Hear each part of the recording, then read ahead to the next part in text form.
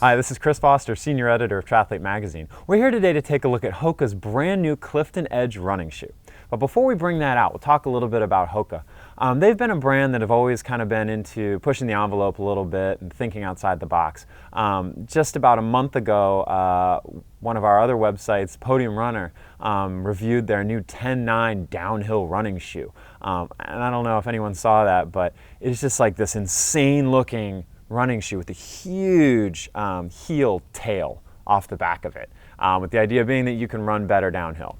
Right, whatever. It seemed like mixed reviews on it. But obviously that kind of thinking is been in play in Hoka ever since they first started, you know, with that maximalist kind of thing going. But so anyway, that's going to translate a little bit into the new Clifton Edge. It's going to be kind of this improvement, but also just a slight tweak on the well-loved Clifton. All right, so let's take a look. Okay, so even though Easter has come and gone, it looks like Hoka's going with kind of a Easter theme, this pastel orange, pink, and turquoise thing going on. It looks a little bit like a dipped Easter egg. But there's actually some pretty interesting stuff going on in this shoe.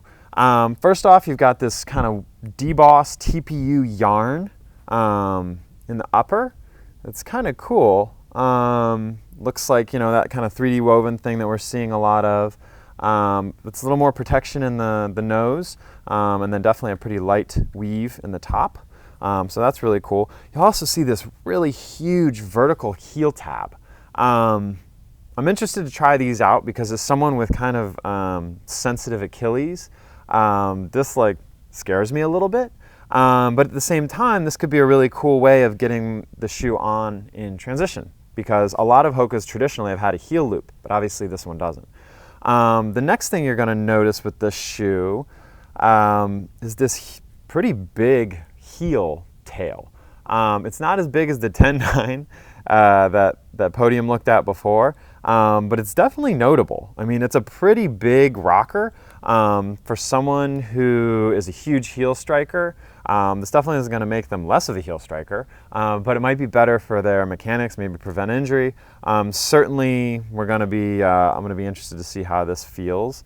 Kind of the big thing here with the new Edge is going to be this springier kind of foam through the midsole.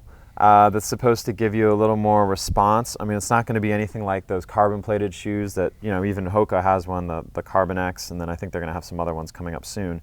But it's definitely going to, you know, hopefully give you a little more propulsion, a little less squish, and a little more rebound, which has kind of always been the goal.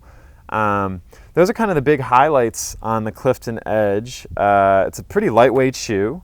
Definitely in my hands. I think it's under 9 ounces, so that's pretty good for a Hoka. The inside says light, smooth, and soft. So maybe it's going to be light, smooth, and soft. It certainly looks smooth and soft with the color palette, and it feels light in my hands. So we're going to put these things on, get them a little bit dirty, get the Easter egg a little dirty, and then report back with a full review. That's all for us today. I'm Chris Foster, and we'll see you next time.